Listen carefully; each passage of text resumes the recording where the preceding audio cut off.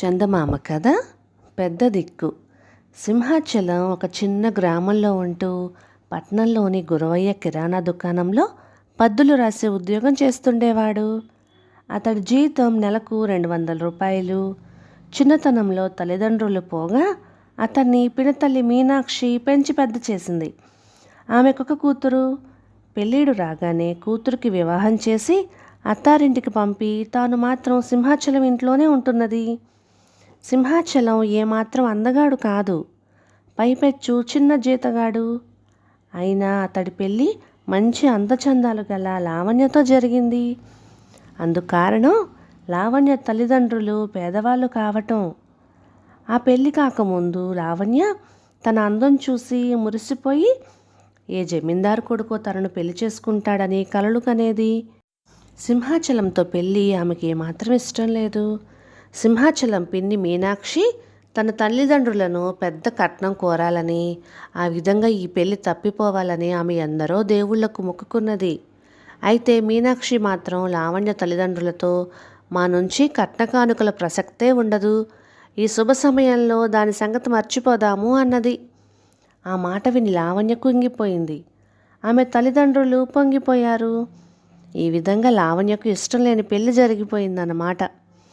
అందువల్ల కాపురానికి వచ్చిన రోజు నుంచి ఆమె కట్నం కోరని మీనాక్షిని శత్రువును చూసినట్టు చూడసాగింది. నెల తిరగకుండానే ఒకనాటి రాత్రి ఆమె సింహాచలంతో, ఈ రోజుల్లో సొంత అత్తలనే చూసేవాళ్ళు లేరు, ఇక పిన్న అత్తగారిని ఎవరు చూస్తారు? ఆమెకు ఊడిగం చేసేదెవరు? మీ పిన్నిని వాళ్ళ కూతురు దగ్గరికి వెళ్ళమని చెప్పు అన్నది. ఆ మాటకు సింహాచలం నొచ్చుకొని, అదేం మాట, మా పిన్ని మనకు ఇంట్లో పెద్ద దిక్కుగా ఉంటుంది కదా అన్నాడు. ఆ జవాబుకు లావణ్య విసుక్కుంటూ, మనకే తిండికి దిక్కు లేదు, నీదేమైనా సముద్ర వ్యాపారమా? ఈ కరువు కాలంలో తిండి దండగ మనుషుల్ని ఎంతకని పోషిస్తాం అన్నది. పక్క గదిలో నిద్రపోతూ మంచినీళ్ళ కోసం లేచిన మీనాక్షి ఈ మాటలు విన్నది. ఆమె తెల్లవారుతూనే ఏ కారణం చెప్పకుండా కూతురి ఇంటికి ప్రయాణం కట్టింది. సింహాచలానికి ఇది చాలా కష్టం అనిపించినా భార్య నోటికి భయపడి అతడేమీ మాట్లాడలేదు. అతడు బాడుగ బండిలో పినతల్లిని ఆమె కూతురి ఇంట దిగవిడిచి పట్నం చేరేసరికి చాలా ఆలస్యమైంది. ఆ కారణంగా అతడు బాగా పొద్దుపోయే వరకు దుకాణంలో ఉండవలసి వచ్చింది. పట్నం నుంచి అతడు పల్లెకు మామూలు దారిలో కాకుండా మరొక దొడ్డి దారిలో బయలుదేరాడు, తొందరగా ఇల్లు చేరాలన్న ఆత్రంతో. అది జనం మసలని అడవిదారి. సింహాచలం అడవి మధ్య ఉండగానే చీకటి పడిపోయింది. అయితే పున్నమి రోజు రాత్రి కావటం వల్ల పుచ్చ పువ్వుల వెన్నెల కాస్తున్నది. అతడు ఒక చెట్టు కిందకి వచ్చేసరికి చెట్టు ఆకులు గలగలమన్నవి.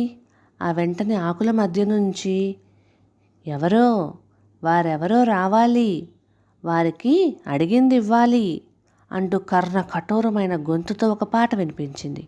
సింహాచలం ఆశ్చర్యపోతూ తల ఎత్తి చూసి అది ఒక నేరేడు చెట్టుని గ్రహించి, నేరేడు చెట్టు ఏమి ఇవ్వగలదు, నేరేడు పండేగా అన్నాడు. ఆ మరుక్షణం నేరేడు పండు ఒకటి అతడి కాళ్ళ దగ్గర పడింది. దాన్ని తీసుకొని సంచిలో వేసుకొని ముందుకు నడిచాడు సింహాచలం.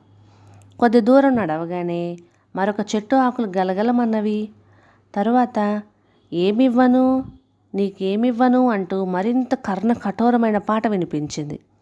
సింహాచలం ఆ చెట్టును వెలగ చెట్టుగా గుర్తించి, వెలగ చెట్టు ఇవ్వగలిగేది వెలగపండు అంతే కదా అన్నాడు. మరుక్షణం అతడి కాళ్ళ దగ్గర ఒక వెలగపండు పడింది. సింహాచలం దాన్ని కూడా సంచిలో వేసుకున్నాడు.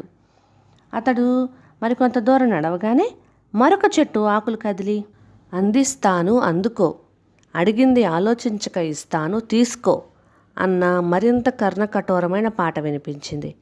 సింహాచలం రెండు చెవులు మూసుకొని ఆ చెట్టు మామిడి చెట్టుని గ్రహించి, మామిడి చెట్టు మామిడి పండుగాక ఇవ్వగలిగింది ఇంకేముంది అన్నాడు. వెంటనే అతడి కాళ్ళ దగ్గర మామిడి పండు ఒకటి పడింది. సింహాచలం దాన్ని కూడా తీసుకొని కొంతసేపటికి ఇల్లు చేరాడు. లావణ్య సంచిలో ఉన్న ఆ 3 పళ్ళను చూసి ఆశ్చర్యపోయి, కాలంగాని కాలంలో ఇవి ఎక్కడ దొరికినాయి నీకు అంటూ భర్తను అడిగింది. సింహాచలం జరిగిందంతా ఆమెకు చెప్పాడు.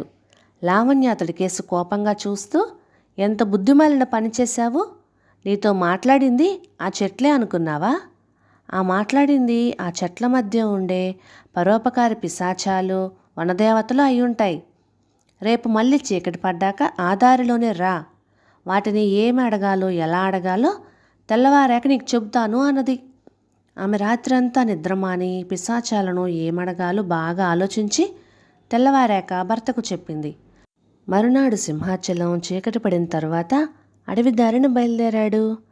అతడు నేరేడు చెట్టును చేరుకునేసరికి చిన్నగా వర్షం ప్రారంభమైంది.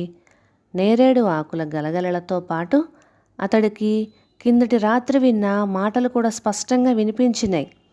భార్య చెప్పింది బాగా గుర్తుపెట్టుకున్న సింహాచలం, నేరేడు చెట్టు నాకు అందాన్ని ప్రసాదిస్తే ఎంత ఆనందపడతానో అన్నాడు.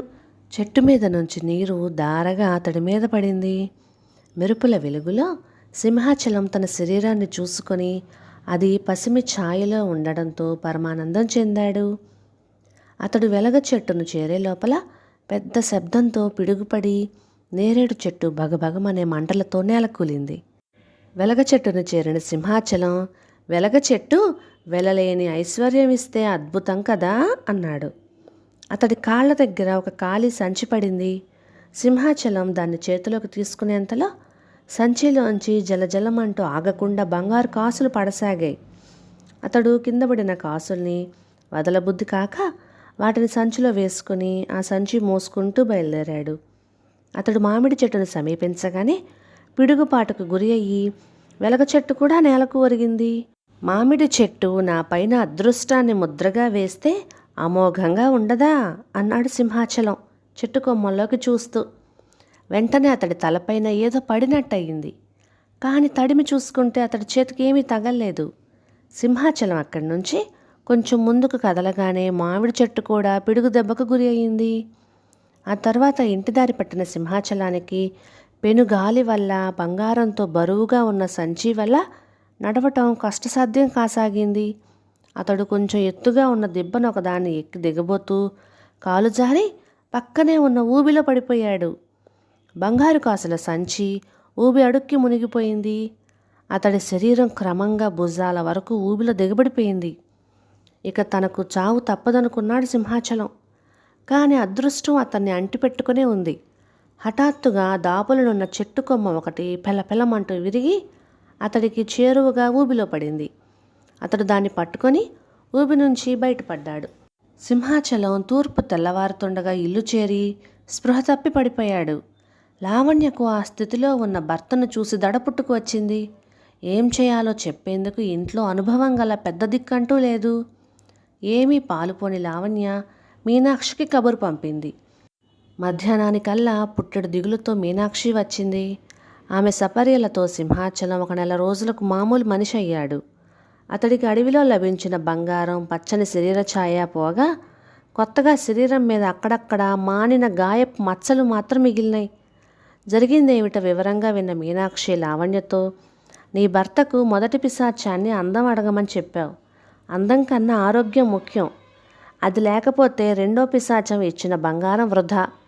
మొత్తం మీద మూడో దాన్ని కోరిన అదృష్టమే అతన్ని ఊబిలో నుంచి కాపాడింది అన్నది. మీరు ఆ సమయంలో సలహా చెప్పడానికి లేరు. అందువల్లనే నేను ఆయనను ఈ అవివేకపు కోరికలు కోరమని నానా అగచాట్లకు గురిచేశాను అన్నది లావణ్య కన్నెల నీళ్లతో. ఇప్పుడైనా మించిపోయిందేం లేదు. అదృష్టం ఉండగా కష్టపడి పనిచేసే నీ భర్త తప్పక అభివృద్ధిలోకి వస్తాడు. 10 కాలాల పాటు సుఖంగా ఉండండి అని మీనాక్షి తిరుగు ప్రయాణానికి వెంట తెచ్చుకున్న పెట్టెలో బట్టలు సర్దుకోసాగింది.